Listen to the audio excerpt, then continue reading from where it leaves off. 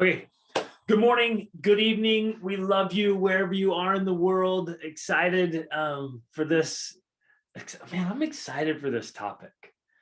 I've already done 2 coaching sessions this morning. Whoa, And really? yeah, I've been on it. And we actually ended up talking in similar topics in both instances, and how much this is totally affecting our lives and directing our lives, right? And this is big. So the topic for today is you'll see it when you believe it, which is the opposite of what we often hear is like, oh man, I'll believe that when I see it, right? But when we start to understand psychology and you start to understand how the brain works, the conscious brain and the subconscious brain, when you start to understand how life plays out, How metaphysics works. Yes, quantum physics. You guys, I guess the biggest message I want to share for everybody is you have far more influence in your life than you think you do.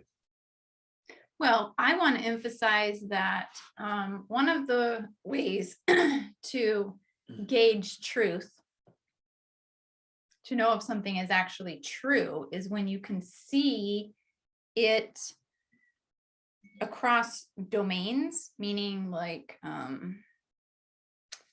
areas of life, subjects, maybe, or what's another way of putting that? Yeah, just across areas of life. Yeah.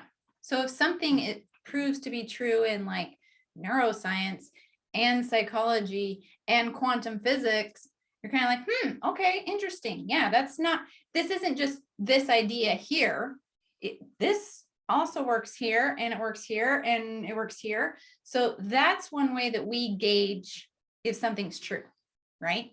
And so those are the things that we gravitate towards. Those are the things we look for and then make a part of our life, is subjects, topics, principles that play out across domains, for lack of a better word.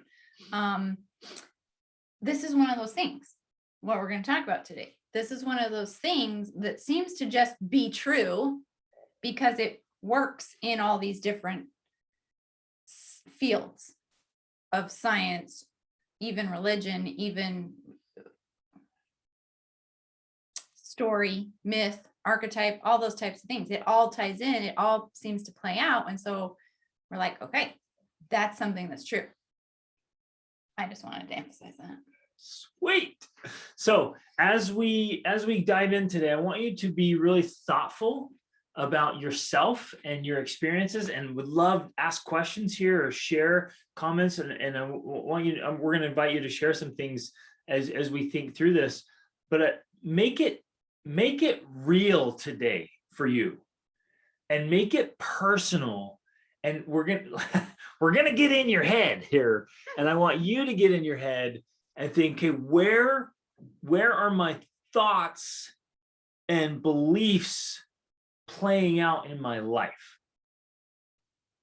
right? And there's several different aspects to this whole idea, but ultimately, like, I want to drive this home so powerfully that you and I, all of us, we walk away today and say, wait a minute, my beliefs are directing my life. They have a direct impact on the quality of my life and the outcomes, way more than you think. Yeah, they're not necessarily the only impact on your life. There are external impacts. There are forces in the universe and in nature and in government, right, that have an impact on your life. But I think what you emphasize there is perfect. Way more than most people think or realize, our beliefs have a major impact on the outcome of our life. So let me start asking right now. Let's hear some stories or examples. I want you to think about that. How are your beliefs affecting your life? Or even if you want to go in the past, say, how have your beliefs affected your life? We're not talking about religious beliefs. Right, exactly. I was going to say that. I was thinking the same thing. I'm like, it's not like, oh, I believe in this, although that plays a part. But I'm like, no, what you believe on a daily basis. right? For example, if you believe in lack, if you believe in scarcity, then it's likely that you see a lot of that in your life. Whereas if you believe in abundance and you believe in there's more than enough, you're more likely to see that in your life. Okay, that's a type of an idea of what we're talking about. If you believe that the world's a dangerous, scary place and you're always going to end up getting hurt or sick, you're likely to see more of that in your life. Where if you believe the opposite, then of course see more of that. Now, some of you might already be like, what? What are you talking about? Like, how is that a thing? Because I know that we used to be in that place where we were like, that's not a thing. It doesn't matter what I think. If I'm going to get sick, I'm going to get sick. If I'm going to not have enough money, I'm going to not have enough money. Like, there's nothing I can do about that, especially what I think and believe about that. Or an experience, how an experience turns out. Like, my beliefs they play no part on how the experience turns out. It just is what it is. Right. I have no influence on that. Right. And so I know some of this sounds a little crazy. A little crazy, right? But roll with us. And okay, I want to hear from you. And do not, like, I am not afraid to start calling names, people. I see your names here. I see your name. I would love to hear either in the chat or on the mic. Just sit with it for a second and say, how have your beliefs affected your life? And maybe we start with something as basic as sitting for a minute and saying, well, what are my beliefs? Do I believe life is a battle? Do I believe life is a game? Do I believe life is even start there. Life is a fill in the blank, right? That's a basic starting point for what your beliefs are. And then it starts getting down to teenagers are what? Yeah. What do you believe about teenagers? Because whatever you believe about teenagers is going to totally affect your experience of raising teenagers. Right. Children are, marriage is, money is, food is, right? So it's all these open-ended. These would be great writing exercises if you want to do some serious self-exploration, which I hope you do. I hope you want to get to know yourself way better than you do. Like, it's so interesting. We spend our whole lives with ourselves, but most of us don't know ourselves very well, right? And so you've got to get to know yourself. Even Shakespeare was like, know thyself. Like, get to know yourself. And excellent way to do this is take all these little elements and just leave it as an open-ended writing prompt. And so you can do journal entries all week this week and just pick something and say, adventure is what? Work is. What's work to you, right? See, and the interesting thing is that you're pointing out, and I want to mention here and point this out, we don't usually do an exercise like that because we don't think that is self-exploration. We think marriage is like just the way marriage is, not that it's our beliefs about what marriage is. So we never think that reveals anything about ourselves because we think it's just the nature of marriage, the way marriage is, the way the world is, the way adventure is. It's just the nature of it as a thing, not that statement, whatever we say when we fill in the blank, marriage is a reflection of our personal beliefs. Yes. And so then it becomes like, it's our opinions and beliefs of things don't make them what they are. It just makes it true for us. So my beliefs about marriage don't make it that way for everybody. It makes it that way for me. Isn't this amazing? Let this sink in, right? Okay, so here's some examples. Yeah, so, this is a great example. Want to buy a Tesla. And now I see everyone driving Teslas, right? That's called your reticular activating system, your RAS, right? So when we start drawing attention to something, you start seeing it all over the place. Okay, which is talking about something across domains. This is one of the things in neuroscience that makes this principle true. When we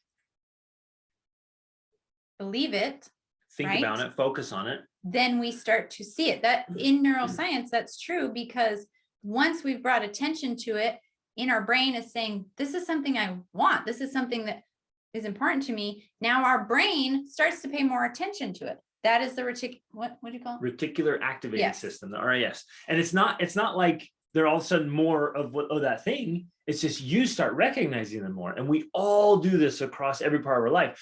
That one's a really obvious one. You're like, hey, man, I really want to buy a Tesla. You start seeing Teslas. But what we don't often catch is the subtleties of like, gosh, life is so Hard. horrible. It's just so tragic. And then what do we start seeing? You see it Tragedy everywhere. And all these wonderful, great things are happening, and you don't see those. You just see, gosh, everything's gone to hell in a handbasket, as they used to say, right? And you start to notice that. And so then it becomes confirmation bias, and then it starts to shade your whole reality and your experience. And then it starts affecting your actions, reactions, habits, character, outcomes, and life. Now, there is, of course, a baseline of reality there, that there are tragedies happening every day. There are also good things happening every day. But if we, because of our belief system, thinking that life is a tragedy, end up focusing more on the tragedies, it doesn't mean that the good things don't happen. It just means that we focus more on the tragedy, right? So because our reticular activating system is working in that way, we're focusing more on the tragedy, which does not mean that tragedy necessarily happens more often. It could, but you would have to do scientific research to find that out for sure. It just means that's what we notice more of, because our reticular activating system is looking for it. And then we're going to dive into how it actually starts to be a part of your life, and you start to influence what actually happens. This stuff's awesome. Okay, let's keep going. Here's some more examples. When I learned how much my thoughts affect my reality, it changed my life so much. Yes. I like the quote, your enemy cannot harm you as much as your own thoughts unguarded. Yeah. Wow, that's a great insight, right? And again, the big takeaway, and most of you know this already, right? But I want to drive this home for me, for Rachel, for you. We have so much power inside of us to control and direct our lives if we will use it. Well, actually, we're using it all the time, aware of it or not. So if we'll use it more intentionally, if it's more directed instead of automated. And that was what one of my major thing with the coaching session this morning is, we talked about how the subconscious mind is always working on something. If we don't give it a good target to work on, then it begins to operate in default, kind of instinct. It's in survival mode. So what is if you don't give your subconscious mind something to work on, what does it work on? Well, it goes into survival mode, and it starts playing out worst case scenarios. And all this creative power is back there going, you should be afraid. There's scary things out there. And we start worrying all the time. And so then worry literally takes over our life, and then it changes our biochemistry. Okay, we're going to geek out here for just a second. You start thinking it, you start believing it, it alters your biochemistry. And so worry releases cortisol. So now cortisol is in your body. Cortisol starts messing with your immune system. It like alters everything at a cellular level, and all of a sudden, you guys, you just feel physically like crap all the time. You might be intense, you might get rashes, you might get knots all the time, stomach aches, ulcers, like you can't, and it's just now so altering the whole course of your life, because your subconscious mind is just constantly worrying about surviving. Or the things that could go wrong. All the things that could go wrong. And that was like a survival brain from like when there was saber-toothed tigers. And now our lives are so good. The brain's like, what can I worry about? That's the default mode. What can I worry about? Because everything's so good. Everything's so nice. I have to worry. Now, I wonder what the neighbor's thinking. Oh my gosh, what are the neighbors thinking? And if they think that about me, if they have that opinion, oh my goodness. Oh, and all of a sudden we're worried sick, literally, worried about what Or- the neighbor thinks. Or with our kids, of course. I know this happens with parents naturally. Like you worry about them being out at night or driving or falling off a tree when they climb a tree. Like everything that could go wrong, we worry about going wrong. Now, I want to mention something that I want to refer back to something you mentioned in passing about this is kind of one of those things that is operating whether you're aware of it or not. In some ways, I like to compare it to something like gravity, right? And this is true not just for what we're talking about today, but there's a lot of things out there that are just true, whether we're aware of them or not. And us understanding that they are an actual force that exists in nature or the universe helps us to work with it to produce different results. So if we think of something like gravity is working all the time, whether we believe it in or not, right? I mean, thousands of years ago, gravity was still operating, even though people had no idea what it was or that it existed, but it still worked. Now, it works with us on a daily basis. It allows us to walk and to do push-ups and to, pick up our kids. All these other things are happening in our life on a daily basis because of the forces of gravity that we don't have to think about. We don't have to do anything about. It's just allowing our life, our bodies, our persons to exist and operate in this world. Now, once we discovered gravity, right? Discovered it, discovered that it was a force that existed, and we're able to start working with it. Well, now, instead of just being able to walk or swim or swing from a tree or whatever, all the other things we do that use gravity, now we can fly, right? It was the Wright brothers learning how to work with the forces of gravity, obviously with the forces of flight, that allowed us to fly instead of just walk, right? So we discover these forces that exist, right, across domains, and we learn how to work with them. And now we have more options for our lives, more potentialities, more power, because now we're not just using a force by default like gravity. We're learning how to work with this force to create more options in our life. Yes. So Beautiful. And so there are forces and there are laws. mhm. Like there is a law of expectation. There is a law of belief. And once we begin to work with those laws and forces, man, like we pick back up our power, Mhm. right? And now we're like, what? Okay, I'm going somewhere with this. It's so powerful. So we'll dive into some of these specifics here in just a second. I have some real questions, but I want to hit this comment here. Yael, thanks for sharing this. She said, I feel I'm still shedding my early childhood conditioning. We can all raise our hands on that one. We're all still working through our childhood conditioning because it really is conditioning. The Russian culture against, hold on, I skipped the line, yeah, of being brought up in communism. Yeah. Man, that makes me shudder now, having just recently finished the Gulag. And the Russian culture against the grain of the Australian rhetoric, right? So you got two major cultures going on here, and a previous culture, and the concepts of playing by the good Russian girl rules, Mhm. right, against social conditioning. And these have influenced many things I've done and not done. Absolutely. Excellent Yes. example. Like, thank you so much for sharing that. Powerful example there. And that your example is true in so many ways for all of us, because we grow up, not necessarily that extreme, right? You got the big extreme, but at some level that is true for all of us. And I think, and I love that you shared this example with us and shared this, because yes, that is an extreme example. And that is obviously going to have a major impact on your life, throughout your life, I think. But the principles right? Of learning to recognize forces, right? What do we want to call these? Forces? I don't know. Forces and laws, yeah. Forces and laws that exist, we can still learn how to use those.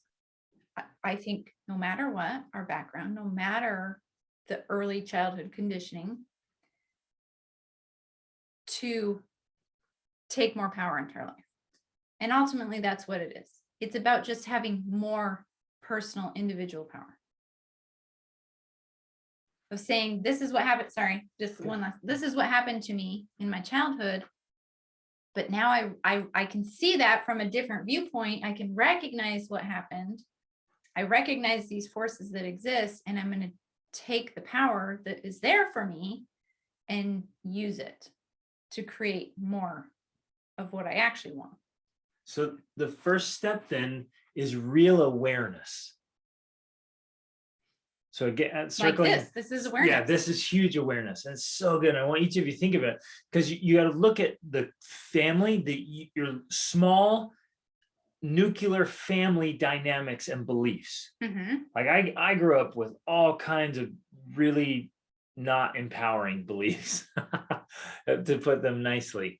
Like growing up in my little nuclear family, man, all kinds of beliefs about negative and disempowering beliefs about money, Marriage, and about food, and about marriage, and family. about how life would be, and my life would be, and my own identity, right? Lots of ones. We still joke with in our family because his mom's motto is life sucks and then you die, right? And that's her belief system. She genuinely believes that life just sucks and then you die. And you're like, really? And she says, yeah, look around. And she starts giving you all these examples of terrible things that have happened. And you can find that. And it's not, this is not to negate that suffering does exist, because it does exist. Communism is one example of that suffering exists, tragedy exists, and we're not negating that that's a reality. But the truth is, despite the fact that it exists, we still have the individual responsibility and power to choose what we focus on and what we're going to do about it. That's ultimately what it comes down to. Yes. So that and again, the whole purpose here, I think today, is to lean into like, wait a minute, what do I want to choose to believe so that it becomes a part of my new reality? That's what we want to do today. Like this empowering force of like, we want you to deliberate awareness is the first thing, and then deliberately choose to believe the things that will bring about the results and outcomes you want in your life. Like this stuff is amazing. And it's so empowering. So let's start there. Let's back up. Oh, go ahead. I think maybe this is where you're going or not, but you were talking about that you growing up, you had this conditioning that came from your family. And then from the neighborhood I grew up in, the socioeconomic surroundings. Right. Then there's the neighborhood. And then, I mean, you could probably have multiple levels there, but ultimately then there's the societal conditioning where, something like communism, that's obviously a larger force on the community and the family, right? So all of that's having playing a role there, which is naturally a larger problem, right? A larger amount of conditioning that you're trying to break through. So that understandably would be more challenging. Now you had the benefit of at least the family unit was off and the community, the socioeconomic community was off, but we had this American, we're going to make our way in the world type belief beyond that was a benefit to bring in, bring into play this ability to gain power. So this is a reality, everyone's not necessarily starting out at the same place based on your family life, your community life, your larger society life. It's all going to have a play in that. But ultimately, again, the forces are at force. The forces, the force is with you, whether you know it or not. And once we realize that it's there, then that's how we begin to take that individual power that begins to, again, because it's not that these forces, the outside forces, aren't having an impact. They are. But we begin to really have that intentional power in our own life when we recognize that we have more control than we actually realized. And where we start to see this played out, you guys, which is so cool. You start to see it play out where you see heroes and heroines and wonderful, like strong, powerful people kind of break free from what everyone else is doing and all the other stuff that's happening. They kind of pull out of it. And you're like, how is that even possible? It's amazing. Like everyone's experiencing this and this person's like, I'm not me, I'm out. And they choose to live differently and create different results when the assumption is, oh man, that's going to be this way for everybody, and they get something totally different. Well, and that's ultimately, again, one of the one of the other domains that this proves to be true in is something like the hero's story. Yeah. In every culture, in every great movie, in Shakespeare, in anything that has to do with story, we see this thing, and there's an entire book written about it, A Hero with a Thousand Faces by Joseph Campbell. We see this theme that plays out of the hero who goes through the hero's journey. They started this place of being in the ordinary world, and they have to go through this entire, and I think we've all, maybe we haven't, but maybe we've all seen the hero's journey, right? Where it's now a circle and you have to go through this whole journey of becoming a different person and breaking free from these chains of oppression and conditioning. But that's a universal theme because that's ultimately the theme of our life. The hero's journey is what gives our life meaning.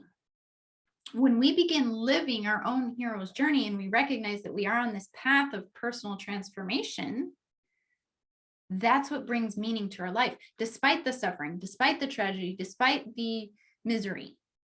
We find meaning in our life when we take on the hero's journey and we recognize that we're on this path to transform ourselves, right?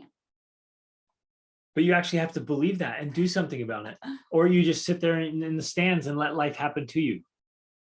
It's crazy. Okay, Emily, go ahead. Sorry, go ahead. Can you guys hear me? Yep. Okay. Just going along with what you said, I think one of the most powerful things for me a few years ago is I think public school, so many things out there just train us to blame other people, right? I don't know, I've heard it said like it's a conveyor belt type of system, but one of the most powerful things that happened to me a few years ago was I just decided like I needed to stop blaming everybody else for the things that I was unhappy about in my life. And once you did, it kind of like, in some ways, it made me actually more excited to take on the challenges that I felt like were kind of given to me from childhood conditioning or situational experiences or whatever box I felt like I was in. But it helped me to kind of get like, no, it's up to me. I can choose to make whatever I want to be, but I have to be dedicated to it and I have to be consistent in achieving that. And it kind of made life more exciting, which was a result I wasn't expecting. But that for me was huge transformationally, was to be like, okay, from this instant, I'm done blaming somebody else. It's just, I'm not going to do it anymore. No one's coming to save me. It's up to me to figure out my life mission with, in conjunction with God, but it's up to me to make it happen. It's what has happened in the past is the past. So now it's time for me to take charge, basically, is, I guess, kind of a transformational thing that happened to me. Yes. Oh That's my awesome. goodness. Yeah. Thank you so much. That is a perfect example. In fact, that's one I want everyone, if you're taking notes, write that down. Like somehow capture in your own words. That's a belief that all of us want to adopt at some point is my life will be what I make of it, Mhm. right? I don't blame people. It's just a belief there. Like there are little bits and pieces of beliefs there that it's like, no, like my life's going to be what I make of it.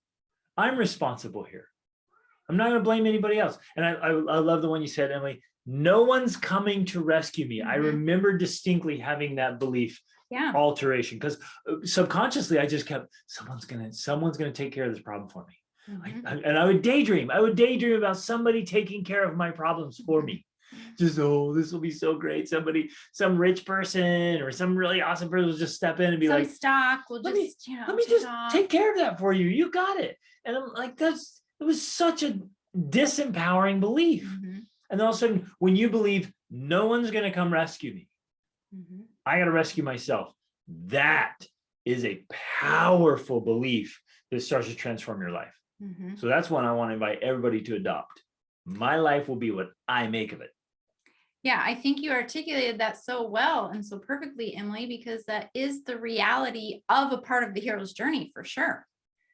That we are looking for reasons why our life sucks, right? Or why it's not exactly the way we want it to be.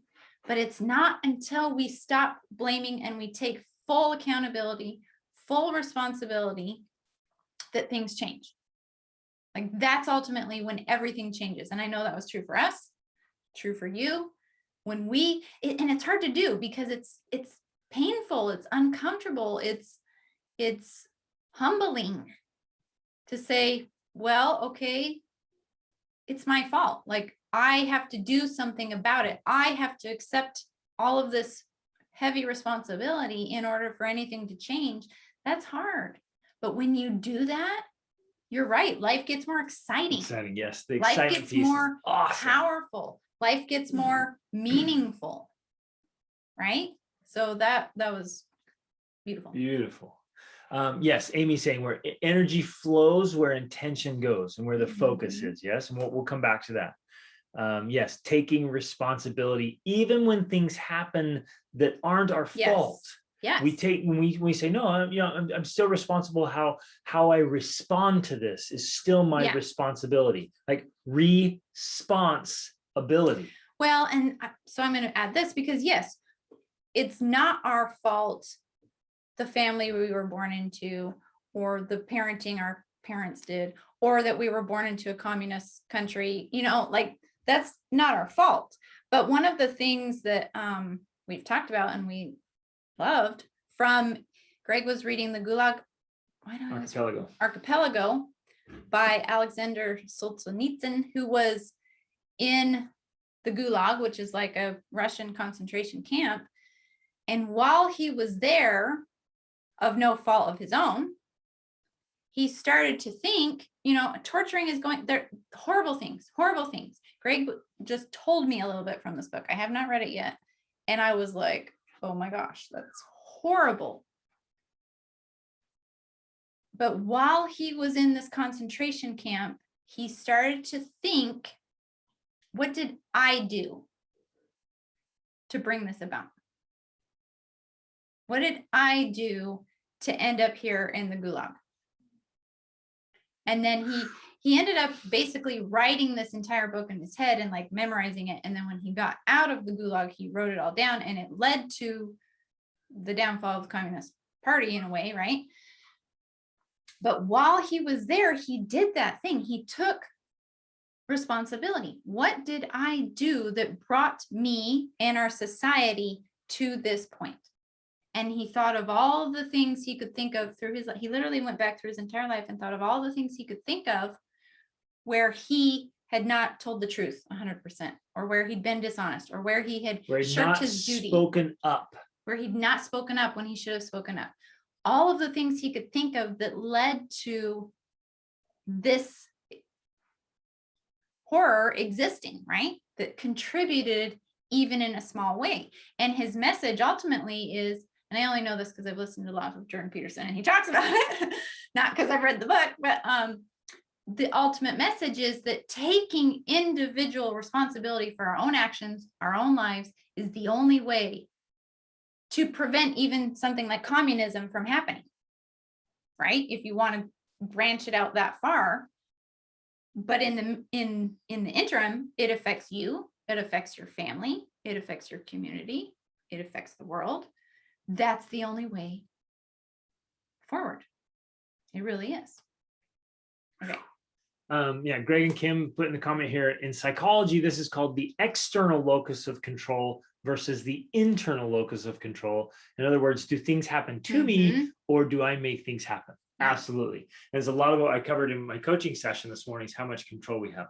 So let's do this real quick. I want to make this real and tangible for each of us personally. So let's jot down and share, what are some specific beliefs you have that are empowering? They're lifting you, they're helping you. What are some specific beliefs that you know now and have proven and experienced are bringing good things into your life that make your life better? And you can share them in the chat or you can jump on mic. Let's share. Because again, this sparks ideas for all of us, but what are some specific good beliefs you have that are empowering you and making your life better?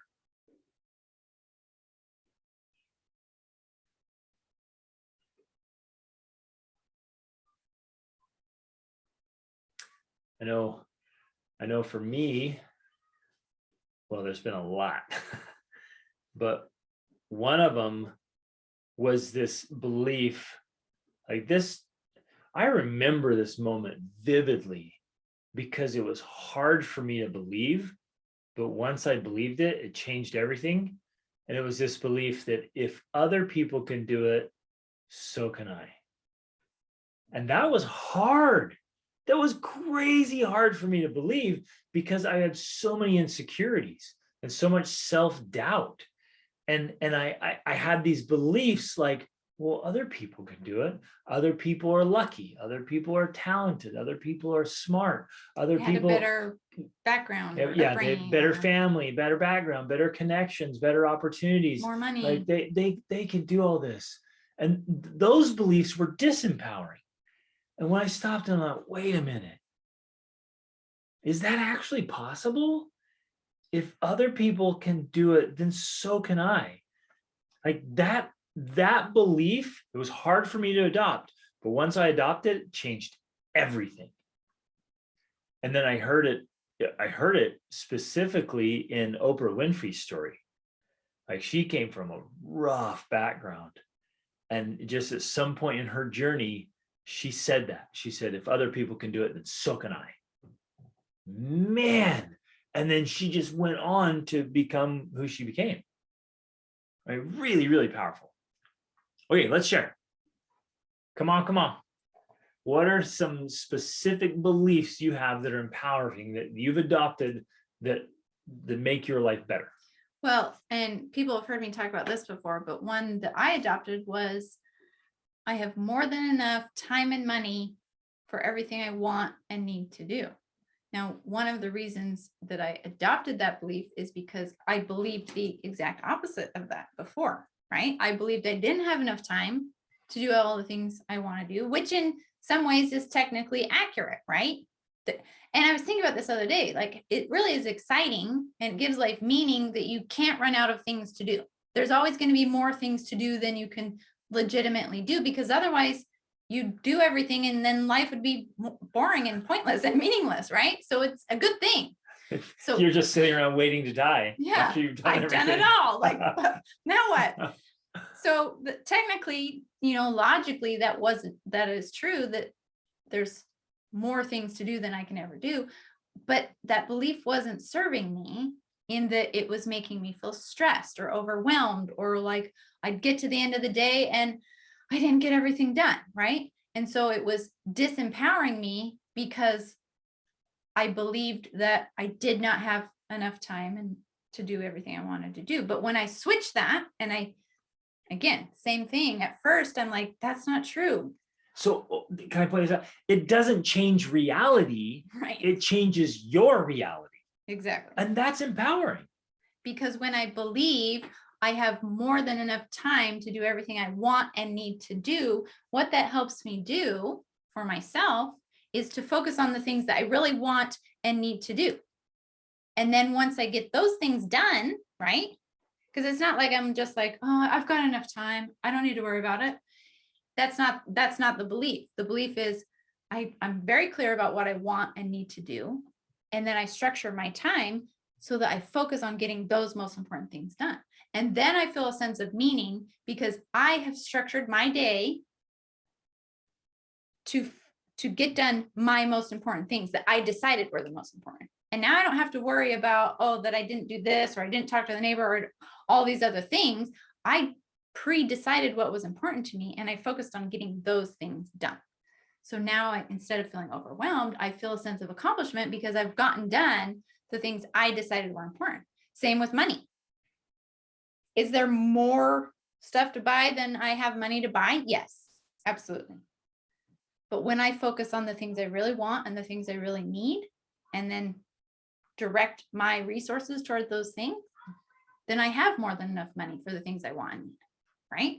So switching it from something that was technically, logically true, that I don't have enough time and I don't have enough money, to something that empowered me with a belief that's directly opposite, actually gave me the power to not only be more intentional in my life and how I spend my time and money, but made me feel better about my life, if that makes sense. And you stop blaming time, and you stop blaming Exactly. money, and you start taking back control and power. Exactly. Super cool. Okay, bunch of good comments came in. Let's hit them here. Here's one for Amy. There is more than enough for everyone, Mhm. right? Which I remember, but we went through this together. Yeah. We kept thinking like, well, of course there's Amy. scarcity. There's like billions of scarcity. There's billions of people on the earth. There just can't. I remember fighting that and fighting and thinking logically it can't be real. There's not enough. If I win, then somebody else has to lose. And that's not true. That's not true. So you're fighting the scarcity mindset. So adopting this belief of there's more than enough for everyone. Mhm. It's not a zero-sum game. Yeah. Yes. Man, that's so good. That's a We great could- belief. We could go into that deeper, but So here's another one. Yael says, I personally struggle between the concepts of divine providence Mhm. versus the law of attraction. Okay. They Mhm. seem sometimes to be opposite forces. Personally, now, so Well, this is we me can talk talking. about that. Well, okay, let's finish go. your thing, though. Okay. The law of attraction, the concept of manifestation and taking radical ownership of anything that Mhm. transpired in life. Okay, we totally could get do a you on whole- this one. We could do a whole session on this, Yeah. honestly, because we very much understand this. And so I wrestled with those same things. And I went through that, and what do you believe around that was affecting how we interacted with it, and where does this land? Without spending lots of time on this specifically, I personally have gotten to a place where I think they're the same thing. I really do. And this is just me. This is just my personal beliefs. I think God has empowered me to use that law of manifestation and attraction, and he's empowered me to be an agent in my own life. A creating force. A seriously Creative creative force to take, yes, radical ownership of what's happening, but also acknowledgement. So it's like, this is, for me personally, it's just this combination of both of those things. Well, because again, from our personal experience and working with lots and lots and lots of other people, sometimes what we see is that, going back to Emily's comment, that when you stop blaming people, sometimes people blame God, whatever God is to them, or the universe. because they're blaming him without blaming him, because they're saying, oh, this happened to me, it must be because God wanted that to happen to me. When what we've come to realize, Good or bad, what we've come to realize is that in some ways it's like the gravity thing still, right? It's like you trip and fall and you're like, oh, God must have wanted me to fall, when really you just weren't working with gravity as well as you could have, right? You stumbled and you fell. when we learn to recognize the forces in the universe that God put there and work with them, then we begin to realize that we have more creative power in our life that beforehand we were just attributing to him. Things are happening because that's what he wants. When reality is we weren't working with the forces as well as we could once we understand them more. Maybe that makes sense. I just, for me, I believe God wants me to be a force for good. And he set up all kinds of laws and beautiful things to allow us to be a creative force in our own lives for good for ourselves and for others. But really fascinating stuff there. I love that. Yeah. And you guys keep thinking through that and keep like get to a spot where you feel like it's empowering belief that connects the two things, right? Here's some more. Emily said, a rising tide raises all ships. Yeah, I love that one. Man, I've been like daily making videos and training things for my programs and courses talking about that very principle. Like you are the tide and you bring it in and lift all the boats in your harbor. By working on myself, I can make things different for everyone around me. Yes, yes, yes. And that's another belief right there. I want to invite everybody to adopt. There's a few that I'm just like, adopt that one. Just blanket everybody, just take that one. You can be the tide in your own life. I love that. Here's another one. Greg and Kim said, I survived worse things in the past. So I know, right? You have your own knowing that I can make it through this. Yeah, that's empowering, right? Like, man, I've done hard things. I've been through hard stuff. Let's go. I got this. Versus the belief of like, man, I don't know if I can make it. I don't know if I can get through this. That's a very disempowering belief, right? And right there, that one is a perfect example of an outcome. If you believe you can get through it or you believe you cannot get through it, that your belief will determine in a major way what the outcome actually is. Man, it's so powerful. Viktor Frankl talks a lot about that one. Here's another one. God and the universe is on my side, working for my good. Yep, yes. I love that one. In fact, I go so far to say, I tell all my clients, I'm like, God and the universe are conspiring in your favor. They're working all the time to help you get the good things you want.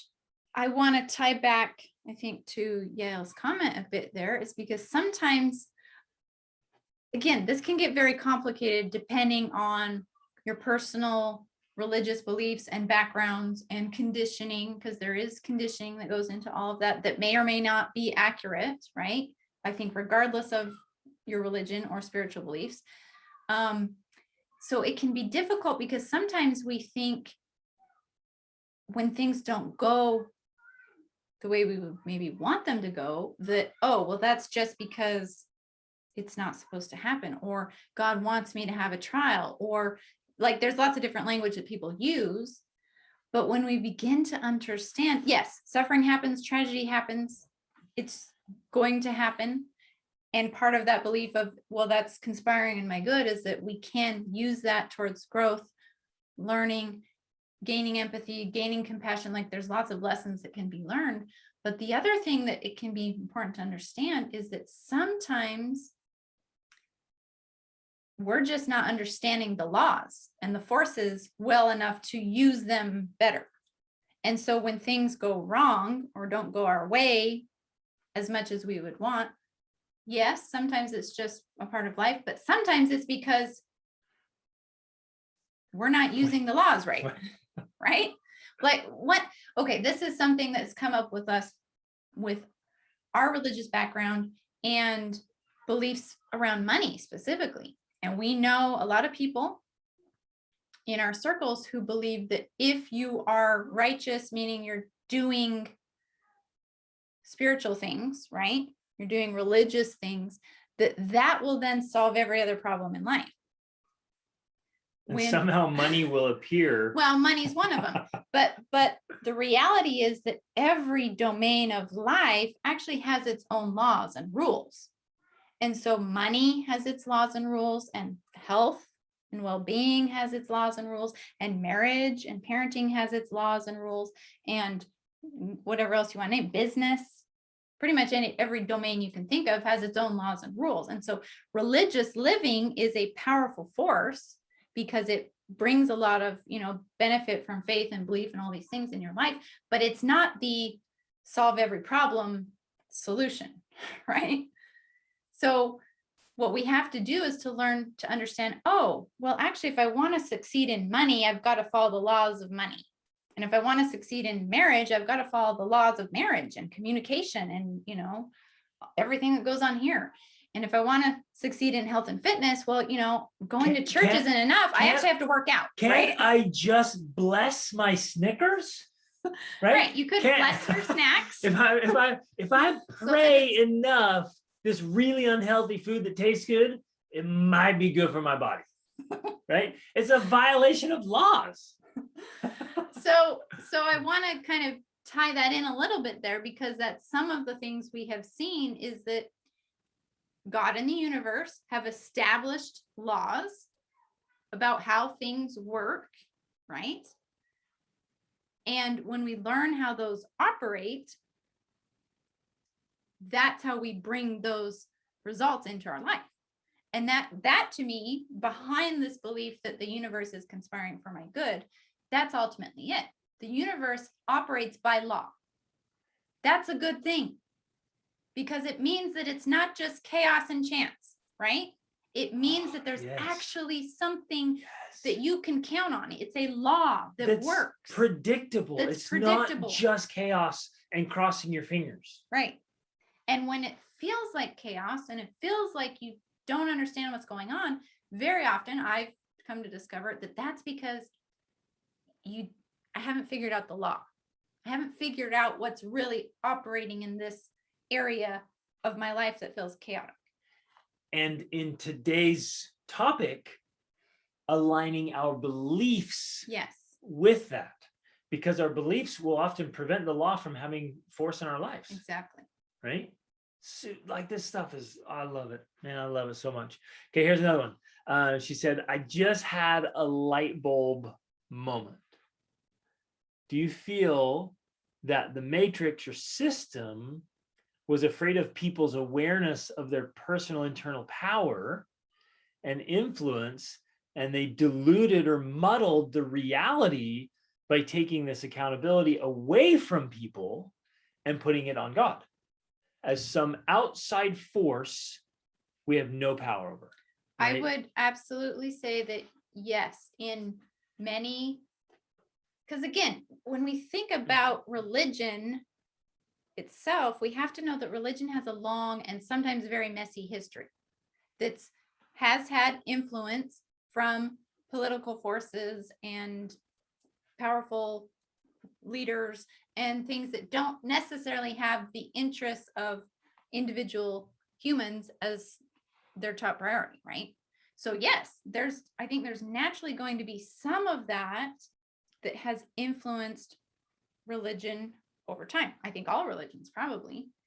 And so it becomes this, again, when we think about, okay, who is God, or we're getting kind of, crazy here, but when we think about religion and in our mind, who we have defined as God or the universe or whatever we want to call it,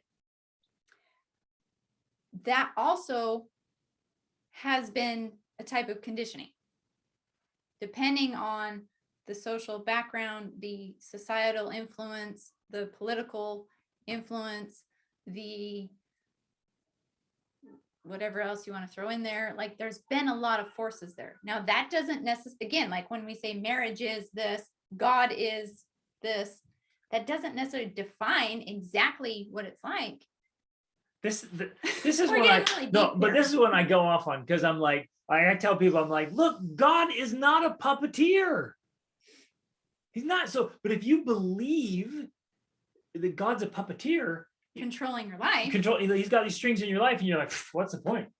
Why even try? That yes, that belief could have been coming from political forces, right? If that makes sense. Like, yes, Okay. That could be. There's so much there. It's awesome. But let's circle There's back. a lot there. Here's That's for here's sure. one of the most powerful things I think we can do today, because it starts with awareness. So I would like to invite everyone here, and those of you watching the recording, I hope you're still going through and doing all this and writing it down and having this dialogue with yourself. But everyone right now, I'd like to invite you to identify a limiting belief. Identify a belief that you might have that's holding you back. And this can be scary. And this can be, because it also starts to bump up against your reality. And you might just start, but that's not my belief. That's just the way things are. Really? Or is it just the way things are for you because of the belief? So this one's harder, but I think this one's the most powerful one, because anytime we can remove a limiting belief from our path, it empowers us to move forward. So sit with this one for a minute. What beliefs might you have that you realize are holding you back?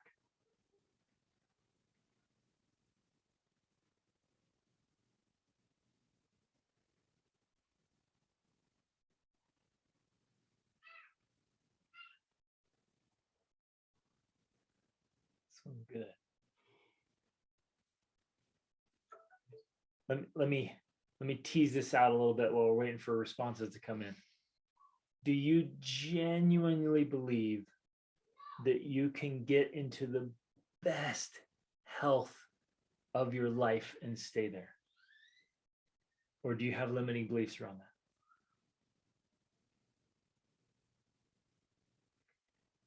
that? Do you believe you can have major influence and connection with your children even as they go into their teens and then young adults and adult lives? Or are there some limiting beliefs there that are keeping you back? Like, well, teenagers are just hormonal and crazy, or young adults just don't listen to their parents anymore. Is that true, or is that your belief? There's your belief making it true for you. Do you believe you can become unbelievably wealthy? Or comfortably wealthy. Or comfortably wealthy? Comfortable. Whatever it is you Or want. live in a van down by the river if you want, but do you believe you can live in the van down by the river? If you want. If you want. Right? Well, okay, let me ask it. Because I know money comes up, is sensitive for people. Do you believe you can have the money you need and want? Do you believe you can have the way you want? the success you want? Do you believe However you you can define have success. the house you want? Do you believe you can overcome your fears and worries? Right? Man, this stuff is awesome. Do you believe you can have a passionate, romantic marriage for the entire time you're married? For the rest of your life? Do you believe that? Or maybe you have some beliefs of like, yeah, after a while, it just gets old and dusty and stale. That's lame. That's a lame belief. Okay, let's see here. Did you read this one? I did not. So Emily's comment for Yaya, she said, great thought there. I've come to realize that God wants us to be the force and take the responsibility, like Greg was saying. But yes, society wants a scapegoat, and God is an easy one. Yeah. Good insight. Yeah, I think those tie together very well. That I would definitely say there are times when political forces or societal forces have used God as the scapegoat of saying, well, it's God's will. There's nothing we can do. And you should believe that because there's nothing you can do. When I think the reality is, at least the reality we've come to know, is that she wants you to take power and be a creative force in your own life. So, yeah. Love it. Okay, here's one from the chat box. So I'll share one that I'm not proud of. I sometimes feel like being a mom limits me.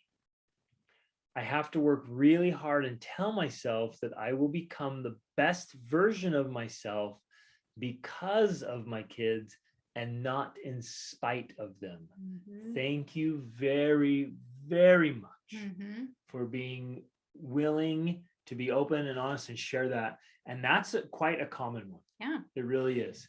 And we have to all have this awareness around our beliefs around our children. I've wrestled with that one. Mhm. Not with children, but how many children we have. I'm like, man, if I had less kids, geez, I would be. And I've done the same there's thing. some truth to that. Like 7 kids, 7 Denning kids, like they eat, man. And we throw down, and they're like, whoa, what am I saying? Like, am I blaming my kids? We're the Really? ones that brought them in here. Right. I'm like, "Well, it's my own dang fault." But here's what I've come to. I'm like, okay, Well, yes, they're expensive, and yes, they require my time and attention, lots of it. But I want that, and I will not use them as an excuse. I guess, again, what I want to say here is there is some truth to that. So sometimes we struggle with feeling something because we feel guilty about it. And we think, oh, that must not be true. When the reality is there could be truth in it. And what we need to do is recognize the truth and the reality of it, and then learn to somehow integrate that into your life. Because Adopt a new belief. Adopt a new belief or integrate it into your current beliefs. Okay. And let me explain in that, yeah, there's some truth and reality to the fact that if you choose to have children, you are naturally limiting some options. Like that's just a thing. Like there's an exchange rate with every choice we make in life. And one of the exchange rates of having children is that you have less time to devote to other things, your career, your passions, your hobbies, your whatever it is. That's real. So the challenge then becomes, well, do I wallow in that truth because it's sad and like, well, now what do I do? Like, guess my life will just suck because I had kids, right? That's an option, and some people do that. Or we learn to integrate it. And sometimes this is what I had to do, because I felt that. You have to step back and say, okay, what if I chose to have no kids? And then what I do is I think through the long-term consequences of that. And that's one thing that's kind of easy for me to do, because I actually have an aunt and uncle that live 20 minutes from us that have no children. And I have another aunt and uncle that have no children. They chose to not have kids. And I see they're now in like their 70s. And I see some of the regret, some of the loneliness, some of the pain that comes with not having family now that they're older. And so I know for me, I'm like, okay, there is an exchange rate. They devoted a lot of time to their careers, right? And other things, travel. We don't get to travel at all because we have kids. Just kidding. But I see down the road what happens with that. And I actually have a sister who's in her 30s and at this point has decided not to have kids. And I can see that long term, she may not, but she might regret that. So I think, okay, I made the choice to have kids. Well, yeah, I did. I made the choice to have kids. Like, well, I guess what I'm saying is sometimes I felt like it was an expectation that if I had thought about differently, maybe I wouldn't have, not that I wouldn't have had kids, but I might have thought about it more, if that makes sense. I would have thought about it more. But ultimately I made, does that sound weird? Yeah. Knowing what I know now, I wouldn't have made that choice. That's not what I'm saying. I think I might have been more conscious about it, if that makes sense. Where I felt like I just went into life like, yeah, we're gonna have kids, we're gonna have a family, we're gonna do all this. And then I was kind of like, whoa, this is kind of crazy, not what I expected. You're making this really awkward now. You're like, shoot, kids are demanding. I didn't know they would like be a responsibility. I thought they would just be cute. That's what I I didn't thought. realize it'd be so hard. I thought like it was all these cute little babies. Okay, Feel stop. horrible. They're knocking at the door now. Okay. Let me finish explaining. I guess what I'm saying is I don't. Okay, it doesn't matter what I'm saying. What I'm saying is that when I was in that place where I felt like, yeah, I don't have enough time to be myself or to do more of the things I want to do, I had to step back and say, I made this choice. No, regardless of how conscious it was, I made the choice and I'm here and I have them. And I am glad I have children because I want the long-term benefits of that. I want the adult friends and family, right? Because my children will become my friends. I want the grandkids. I want this legacy of a family, large family unit, right? That is something I want. This is part of the sacrifice, because anything worthwhile that we want in life requires sacrifice. And sometimes it's a sacrifice of some of the things we might have chosen instead. We have to choose. Like what do I want to sacrifice? Do I want to sacrifice the kids and the grandkids in order to have this? Because sometimes that's really what it is. Or am I willing to sacrifice some of this? Because it's not like you'll never have that. It comes later in order to get this. Right. And so I had to consciously make that realization in order to be okay with the sacrifices that were required of me, of being a mom, the personal sacrifices of personality, talent development, career development, all of those things, right? So anyways, Bev, I'm not saying I regret having kids, okay, hon, just so you know. Anyways, that was Okay. long. Tons of good stuff here. I'm gonna read some of the comments here. Thank you, Emily. I think that you've opened my eyes to a limited belief I didn't recognize in myself until hearing this. Yes, that's why we do this stuff, so it opens it up. Greg is in my head too. Yeah, I like it when I get in your guys' heads. Here's another one. I love your empowering statements. Thank you. I don't believe all those things for myself. I wrote them down. I felt empowered for a minute, and then I felt fatigued. I think this is the case for me. Motivated for a time and then exhausted, super inconsistent, right? So we start by altering those beliefs and revisiting those beliefs and repeating them until they become a part of us. So those moments of empowerment get longer and longer and longer, and the moments of fatigue get shorter and shorter and shorter.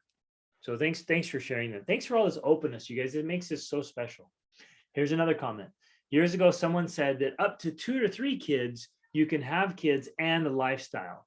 After that, kids become the lifestyle. Exactly. And yet, with 7 children, we have still lived this travel lifestyle and done unbelievable things. So it's possible. But it's all down to what you believe. But I also want to make it realistic in that even that there has been trade-offs. We both believe very firmly we could have a much larger business, a much larger circle of influence if we hadn't exchanged it a for much traveling. Smaller vehicle. Exactly, a much smaller vehicle. If we hadn't exchanged that for traveling with 7 children, there is a trade-off. Mm-hmm. Our business growth, and we like sat down purposefully and said, our business growth is going to be affected by the fact that we choose to homeschool and travel with our very large family. We knew that. Now we are still building a business, but it's been much slower than it could have been if we were not single. Well, if we were childless, right? There's still a trade-off, if that makes sense. I just want to point that out. Yeah. Good. Guys, this is all so good. So good. So yeah, taking responsibility again. I made the choice to have children. Wait, you skipped this one. Good. Oh, Rachel. I understand 100%. Back to religious societal expectations. 101 again. Yeah. I would say that did play a part into our immediate jump into parenthood. I think if it hadn't been for some, and not that I felt like I wasn't making my own choices, but I guess when I learned about other lifestyles, I would have liked to travel with you for a year, you know, or something like that before we had kids almost right away. Does that make sense? Yeah.